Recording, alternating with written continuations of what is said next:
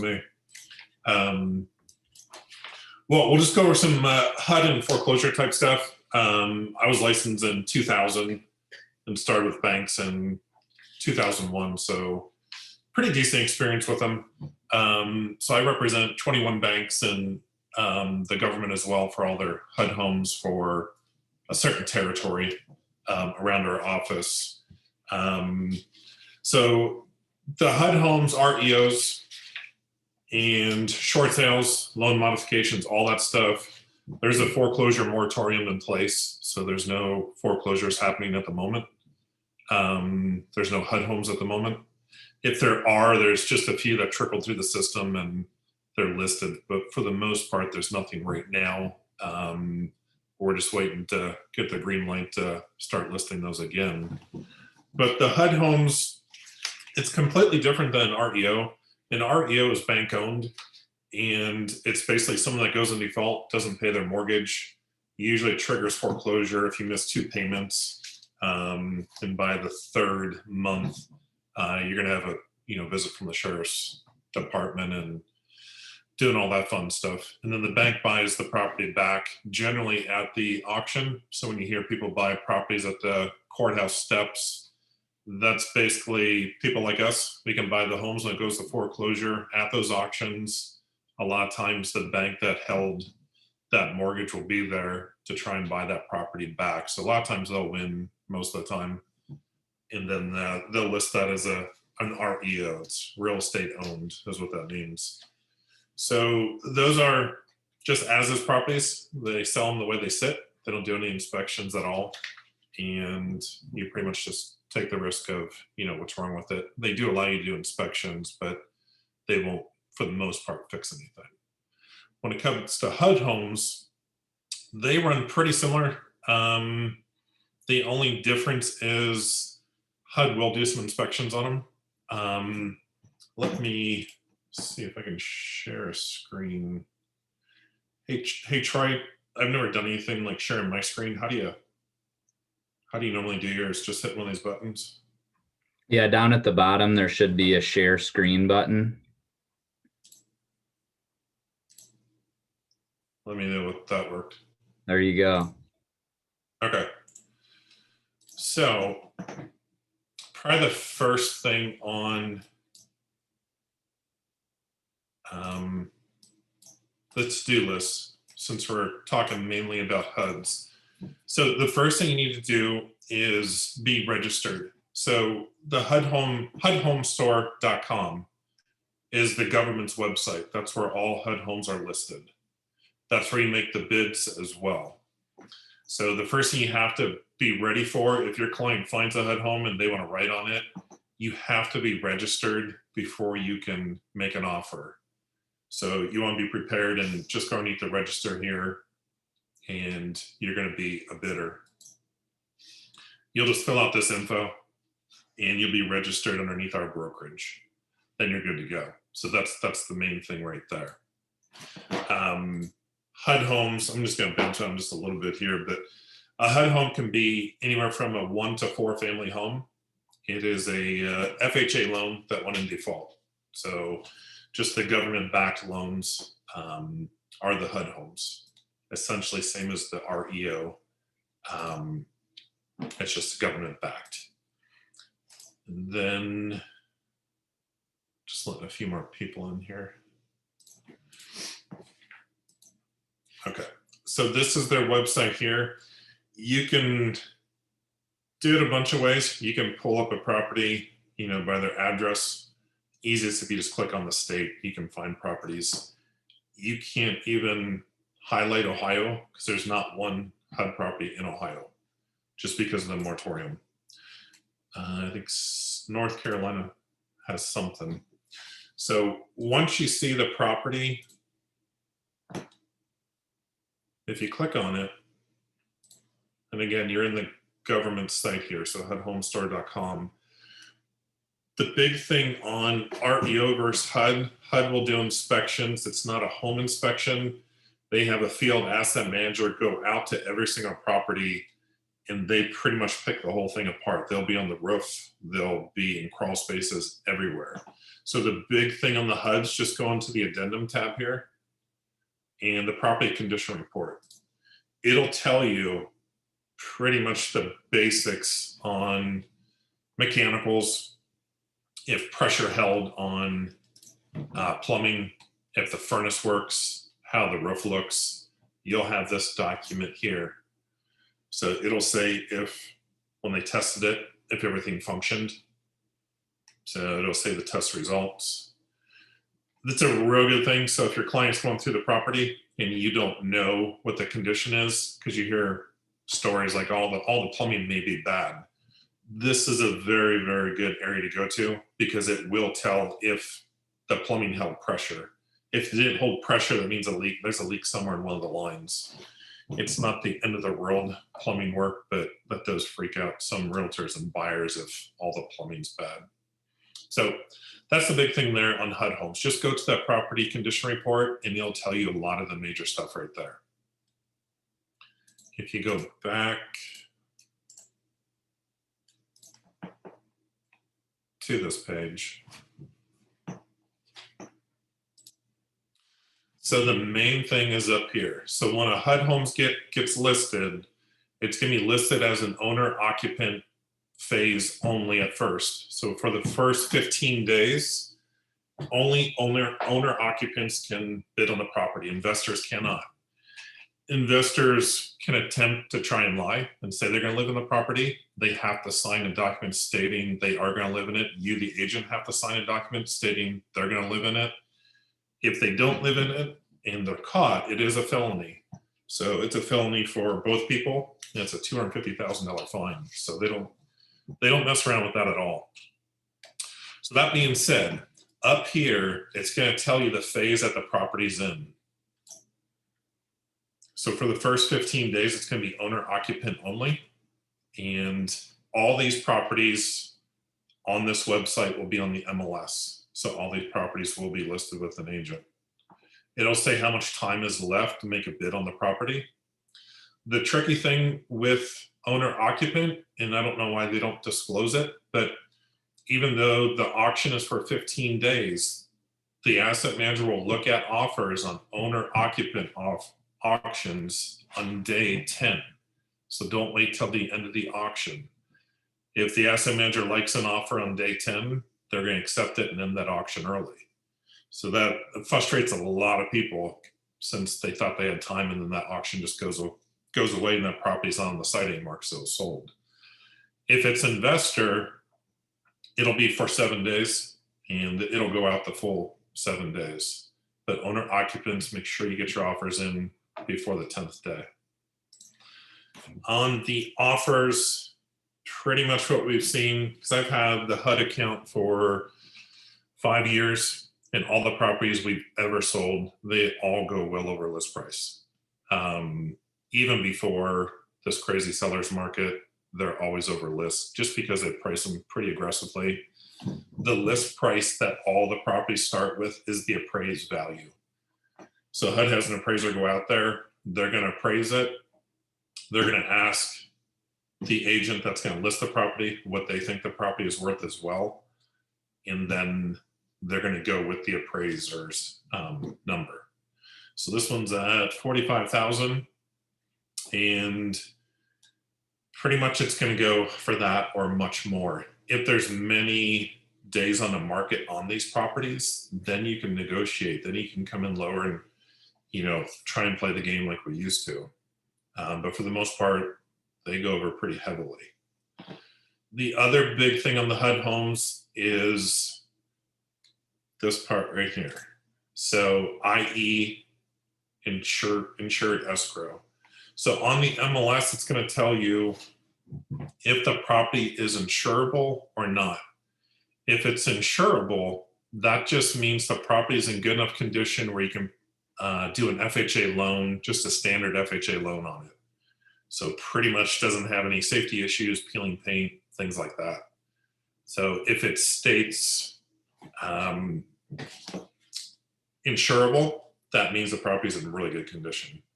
If it's insurable with escrow, that means you can still put an FHA loan on the property, but you're more than likely going to have to escrow for a few repairs.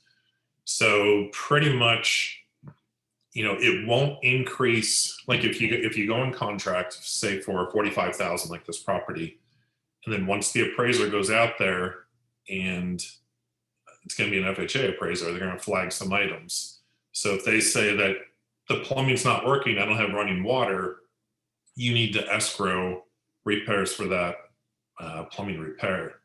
So, if it's an estimated $2,000 to have the plumbing working, then you're going to escrow $2,000 with the title company.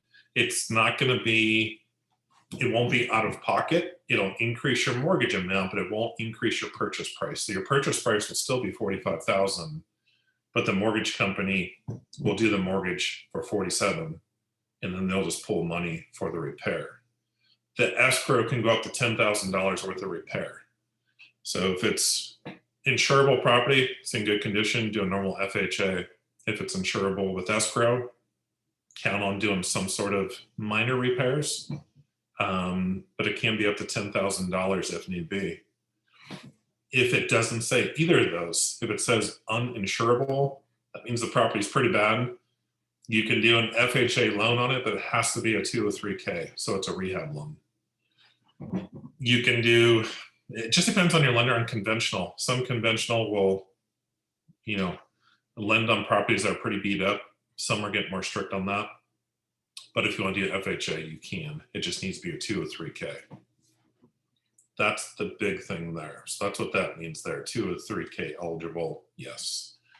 203Ks you can go. Last I checked, it was up to 100,000 on repairs. So you can, bundle the whole mortgage with your rehab cost into it. Just make sure you pick a lender that knows what the hell they're doing with 203K, because a lot of them say they do and they have no idea. Not partnered with anyone that does them, but in my experience, Vicky Ballinger is extremely good with 203Ks. There's a few other out there, but a lot of them say they can do it and they don't. They're tricky loans to do. I think just the interest rate is slightly higher on those loans, but you can mortgage the whole amount. So that's the big thing, is the insurability on the property to determine what type of loan. And then the owner occupant level, the first 15 days. And if it doesn't sell within those first 15 days, this will be updated on day 16, unless they're negotiating an offer. But for the most part, on day 16, this will flip over and it'll say investors as well. So that's when your investors can bid on a property. If the property is listed from the get-go as uninsurable, then investors can go right away because it's, for the most part, pretty beat up. So on that's pretty much their site. It's pretty user-friendly. When you make an offer, we don't use any purchase contracts that we have. HUD doesn't use any of our forms. They won't sign our agency disclosure, nothing. To satisfy the office and our broker, you just still hand in your agency disclosure and just state HUD, won't sign, and they're fine because they know it. But when you make an offer, you have to go to submit offer. A buyer cannot submit on their own. They have to use a realtor. You will get paid 3%. So they don't try and come down like a lot of banks will offer 2.5%. HUD can do 3%. You can reduce your commission if you want, but probably don't recommend doing that. But submitting an offer is very easy. You don't need any paperwork whatsoever, but obviously you need to have a good relationship with your client to be comfortable that you're not wasting your time, because you don't need to upload a pre-approval letter initially as well. All you need is their social security number. So make sure you have the conversation up front. It's kind of awkward asking for that over the phone if it's a newer buyer. You need their address, email address, and social security number. Whoever is going to be on the loan, obviously you need separate info for both, as well as email addresses. It used to be that it was all pen to paper for all signatures, but now it's electronic. So that's why you need the 2 email addresses. On the owner occupants have to live in the property for 1 year. That's the rule. After that, you can do whatever you want with it. You can sell it or, rent it out if you want.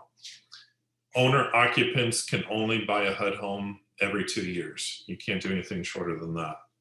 If you're an investor, you can buy one every day if you want. But owner occupants is a little different.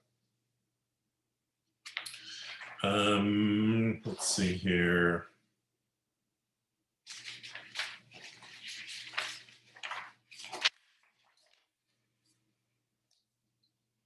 Has anybody done a HUD home?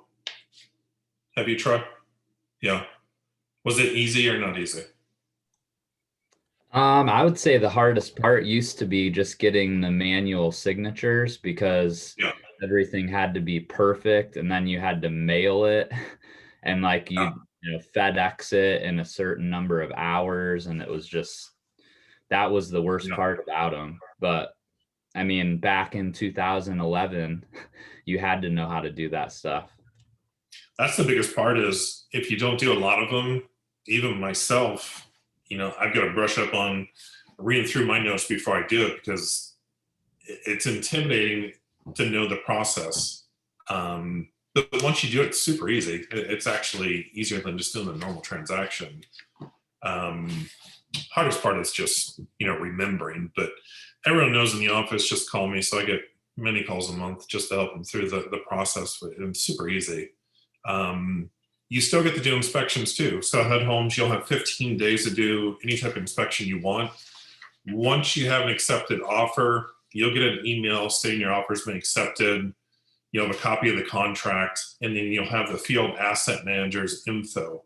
You have to get permission to turn on utilities. It goes on in the buyer's name. So HUD will never have utilities on for you. The only utility they normally have on is electric for the sump pump, just to preserve the property. So every electric panel in a HUD home, every switch should be off except that sump pump. Some people like to flip switches on and whatnot, but for the most part, the electric will be on. So even though you can have utilities turned on in your name, you have to have written permission from the field asset manager. They've got to sign a document, so does the buyer. And then you'll have 15 days to have utilities on. Keep in mind though, look at that property condition report before you make your offer, because if it says plumbing failed, they're not going to turn on water just because the plumbing failed, so there's a leak. So even though technically you're allowed to have all utilities on, water won't be coming on because they won't make a repair to make sure the water pressure. So you won't be able to test water. Same with the furnace. If it states that the furnace test failed and didn't fire, then obviously they're not going to turn gas on because that furnace doesn't work. So you got to keep that in mind with your inspections. The inspection period is 15 days. If you're an owner occupant, if you don't like the inspection results, you can back out and get your earnest back 100%. If you're an investor, you lose all your earnest if you back out because they keep you guys at a higher standard, thinking you guys know more than most people if you're some sort of investor that does quite a bit. If you get past the inspection period and your financing dies, being an owner occupant, you'll get 100% of your earnest back. If you're an investor and you're financing and you back out due to the finance, you'll get 50% of your earnest back. They just keep investors at a higher standard. So the inspections, if you don't like the results, it's 100% informational purposes only for your inspections. They won't reduce the price, renegotiate, nothing. The only time HUD will ever make a repair or give a concession is if something damaged the property just before closing. So we've had a few trees fall and bang up gutters or roofs. They will either reduce the price or make a repair. That's the only time. Once the property, well, if it's in the wintertime, they will de-winterize the property. If plumbing held, they'll de-winterize it for you before your inspections. Once inspections are over, they'll come back out and re-winterize so it protects the property. At closing's just like a normal closing. except HUD does not pay any fees. Excuse me. They will not pay title insurance. That's the big one. So if you want a normal transaction like we're all used to, the seller paying a title policy for us, you have to throw in some concessions that you want HUD to pay, X amount of dollars towards the concessions and just use it for that. Title companies have to be registered with HUD to do the transaction. There's some title companies that are not. They can apply and they will get approved, but it could take weeks. So make sure when you write your offer on the website there's going to be a drop-down menu. They're going to ask you right from the get-go, what title company are you using? Because the buyer chooses title on HUD Homes. Make sure a title company is listed in that list. If not, highly recommend picking one that's on the list, because you could have major delays if you're trying to get your own personal title company approved. It could take a while. But the title company, once they're approved or are already approved, they know the process. They're in communication with HUD. They'll get the HUD approved. And if, for some reason, title didn't know certain fees are not paid by HUD, then the buyer's going to get a pretty big surprise just before closing. So just prep your client that HUD won't pay any of the transfer fees or any kind of doc fees, title insurance, all those things. It all pushes to the buyer's side. As far as closing, they just send the remote closer and, all right, let me back up. That's REO. So on HUD, you just close at your title company. Title company does hold earnest. So the big confusion is the earnest check. It's changed a few different times, but for years now, it's been very consistent.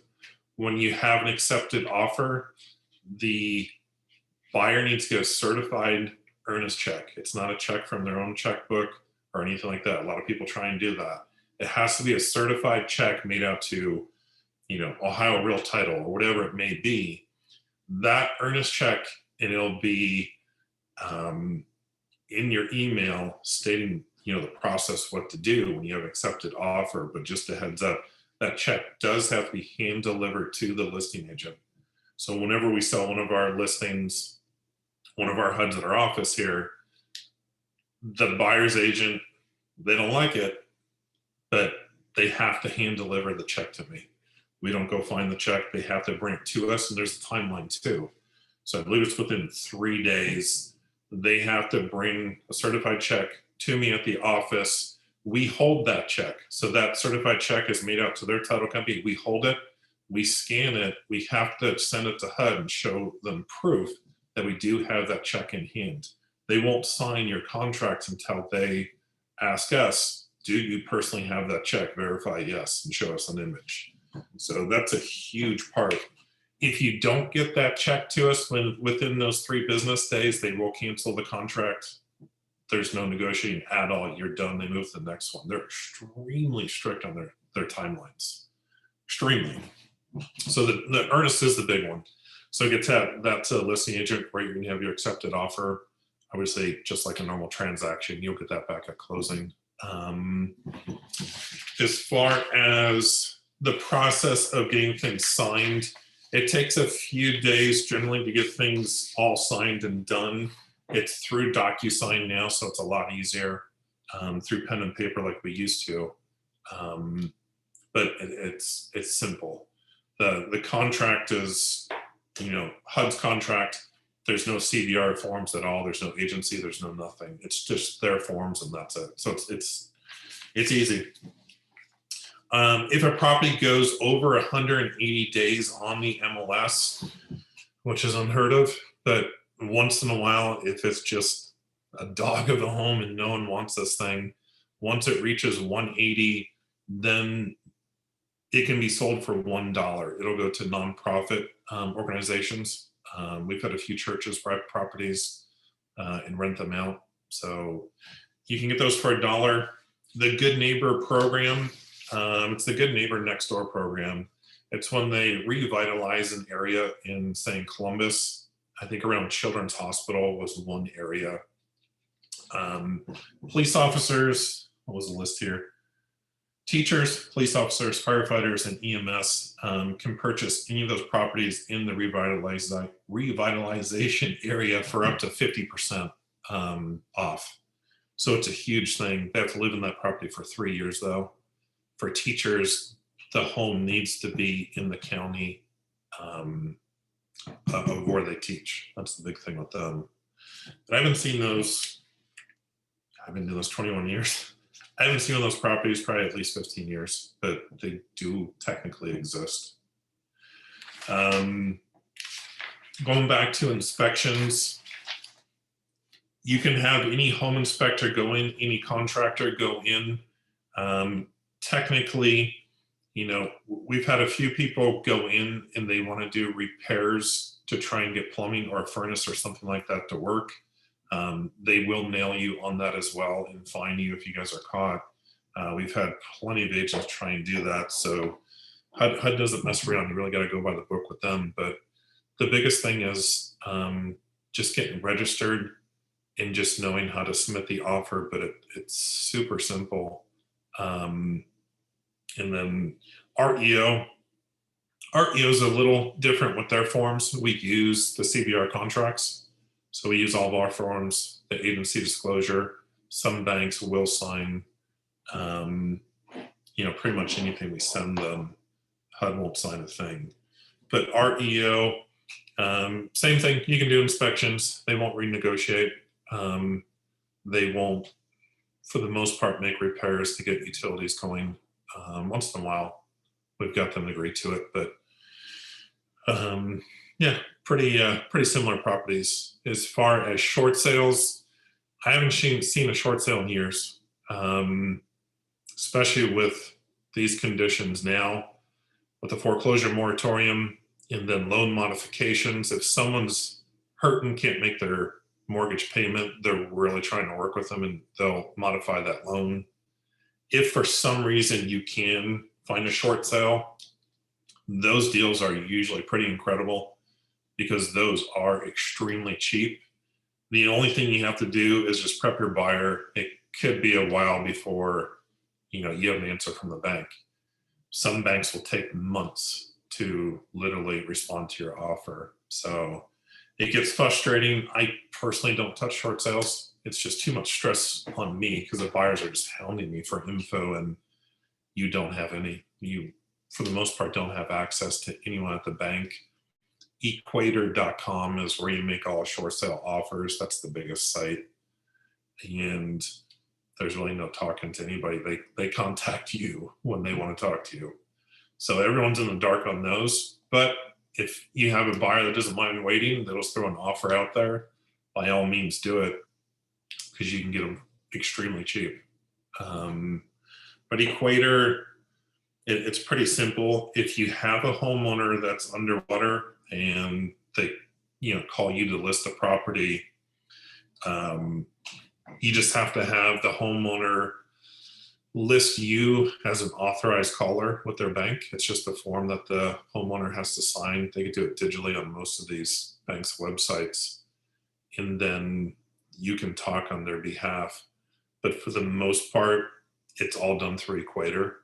So if you're going to try and do a short sale, you just put in the property address, the lender, and it just connects you to the default area of the bank. So those are good. I don't like them. It's too much stress on me, and I've been doing this too long, and I don't need all that stress. But HUDs are awesome. Those are the easiest ones because they clean the properties too. REOs, it's if I list one, it's my job to get contractors to clean them out and rekey them and winterize them and all that stuff, cut the grass. HUD does all that stuff up front before they even assign us the property. So for the most part, they're pretty clean for their standards. But that's pretty much it on that. Loan modifications, obviously we don't get paid on any of that stuff. I've had a lot of sellers just ask if, when they're in default, I sit down with them, they want to know their options. That's the number one option if you're trying to look after their interest to stay in the home is a loan modification. And that just modifies the loan just so they can make the payments at a lesser amount Short sales, obviously, is what we just talked about there. If they do lose the property, they'll get a notice to vacate. They'll get a notice. It's a physical sheriff deputy that comes to the door and hands you a notice of default and how much time you have to leave the property. If you don't leave the property, the listing agent or someone on their team, or if it's my property, then I'm knocking on the door, talking to them. Most banks will offer cash for keys. They'll offer the homeowner anywhere from $1,000 to quite a few thousand to vacate the property in a broom swept condition, usually within like 2-3 weeks. Hand over the keys, and we'll give you this check. So they get out. Just costs the bank less money to do that versus a legal eviction. It's extremely stressful going through that and booting someone out of their house, but nature of the beast, I guess. But as far as HUDs, so the way the economy is going right now, 'cause we're in contact with all the banks I work with, and HUD, since they just extended another 5 years with me, but we've got mixed, opinion right now. So they don't think anything's going to crash, just like 08, 09, because that was more of bad loans going bad, buy down loans, and just balloon payments and just crazy type of loans to get people into a house, and their payment went sky high. So all those foreclosures happened. So that's not happening now. There's not bad loans out there. It's just a massive inventory issue, and values going up so high. So it doesn't necessarily affect foreclosure too much, but obviously a lot of people aren't working or don't want to go back to work with all the stimulant money. So that's the biggest talk right now, is that. So they say there's over 5,000 foreclosures or homes in default right now, over 5 million. So the media tries to paint the picture that's doom and gloom on that. That number is huge, but what they don't say is, I think it was 86% of those 5 million people in default, if they had to sell their home to avoid foreclosure, they had plenty of equity in the home to break even and make money if they had to sell their home. So if it gets to that, they would probably sell before they went into foreclosure. A lot of people say, well, there's going to be this huge wave of foreclosures coming.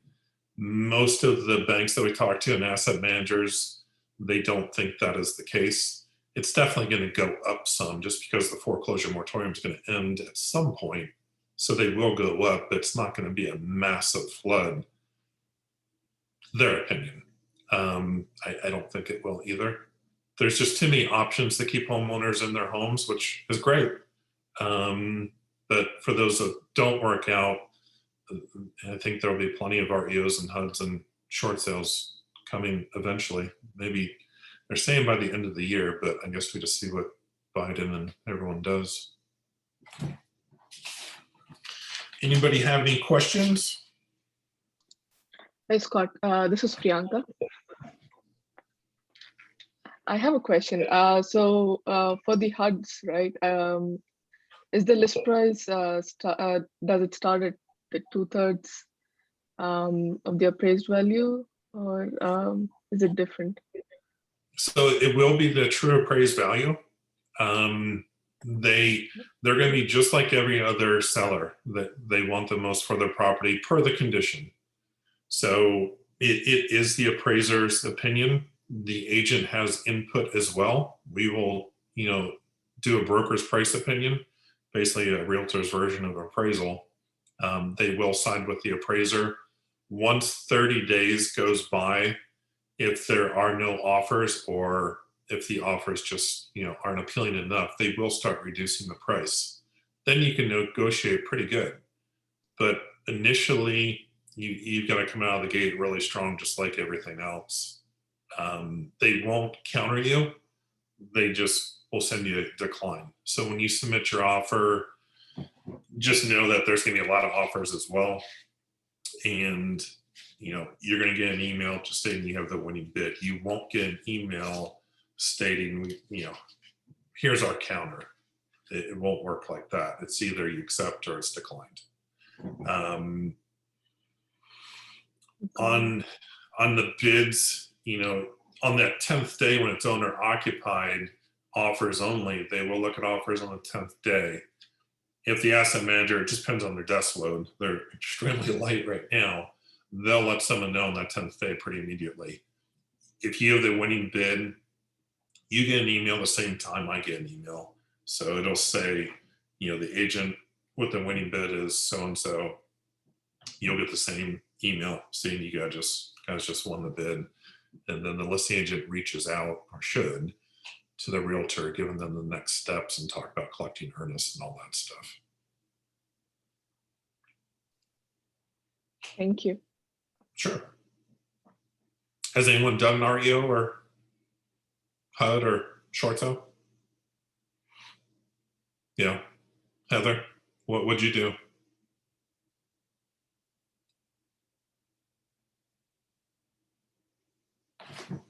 Your mute's on. It was before COVID. You helped me with it. Oh, yeah.